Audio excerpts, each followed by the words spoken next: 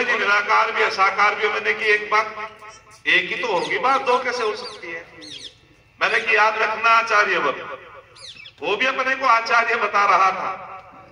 देखो जो जो चीज पदार्थों से मिलकर के बनती है उसका नाश होता है। क्या परमात्मा का नाश होता है? गिर गए, बोलेंगे नहीं। जो जो चीज पदार्थों से मिलकर के बनती है उसका नाश होता है, उसका बिखराव होता है।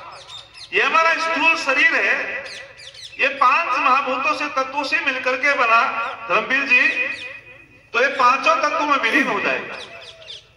लेकिन जो इसके अंदर विद्यमान है आत्मा, वो किसी पदार्थ से मिलकर के नहीं बना तो उसका नाश भी नहीं होता, उसको अजर अमर कहा। और जो परमपिता परमात्मा है वो भी किसी पदार्थ से मिलकर के नहीं बना। अच्छा जीवात्मा, इसमें जीव विशेषण लगा और उसमें परम विशेषण लगा, वो विशेष पुरुष है, ये सामान्य पुरुष है।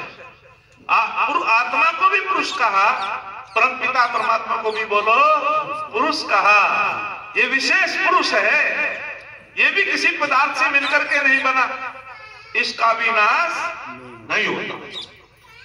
और सुनो,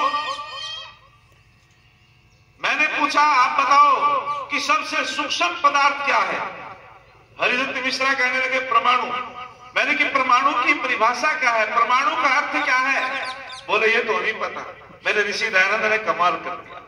ऋषि दयानंद कहते हैं परम कहते हैं सीमा को, अणु कहते हैं अणु की, अर्थात जब कोई पदार्थ बढ़ते बढ़ते अंतिम आकार में आ जाए उसका नाम परमाणु है, उसका आगे विभाग नहीं हो सकता। मैंने कहा अच्छा परमाणु निराकार है साकार? बोले परमाणु तो फंस गया। फिर भी बोले परमाणु तो निराकार है। मैंने कि परमाणु निराकार है? बोले आंखों से नहीं दिखाई देता।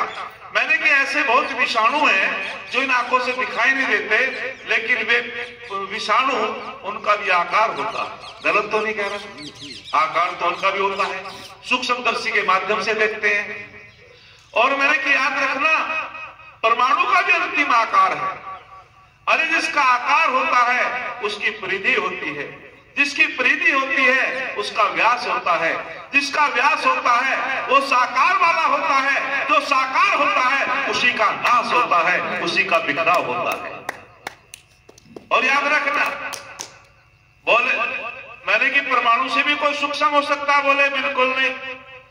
मैंने कि यदि हमने सिद्ध कर दिया शास्त्रों का प्रमाण देकर के, हरिदत्त मिश्रा बोला जी बिल्कुल नहीं हो सकता, मैं तुम्हें गुरु मान लूंगा।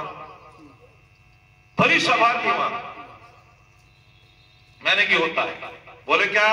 मैंने कि परमाणु से सूक्ष्म आत्मा होता है। बोले आत्मा से सूक्ष्म तो कुछ भी नहीं होता। मैंने कि भी सिद्ध कर दिया। बोले कैसे करोगे?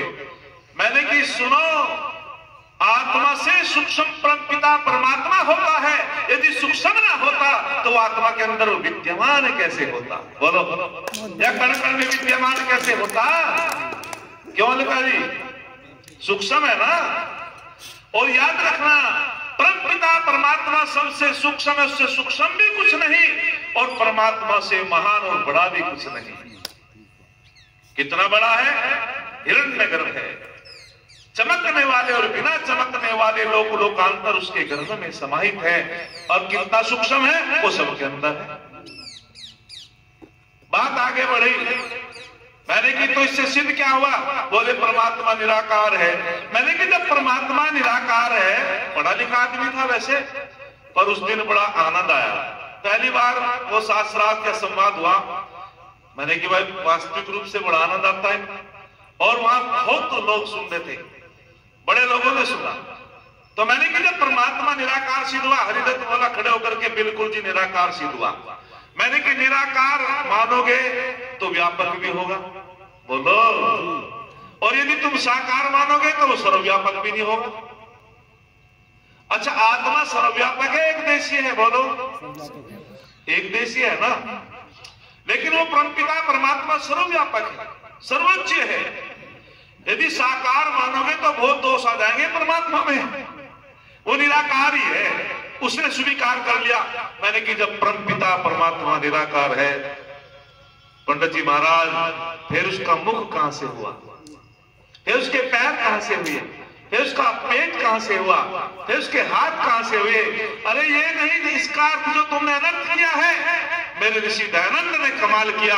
और स्वामी दयानंद ने इस अनर्थ का जो सही समाधि में जाकर के मेरा दयानंद जब वो वेद भाष्य करता था और कभी कभी समझ में नहीं आता था, तो ऋषि दयानंद जो लिखने वाला होता था उसे कहता था, रुको रुको मैं अभी आता हूं। और अंदर कुटिया में जाकर के अपने परम सखा से साक्षात्कार होता था और वो ऋषि दयानंद कहता था, रे दयानंद इसका भाष्य ये है, और आकर के उस मंत्र का भाष्य ठीक प्रकार से करता था, क्योंकि जो पहुंचा हुआ होता है वही पहुंचाता है। मेरा दयानंद तो पहुंचा हुआ था, वास्तविक उसने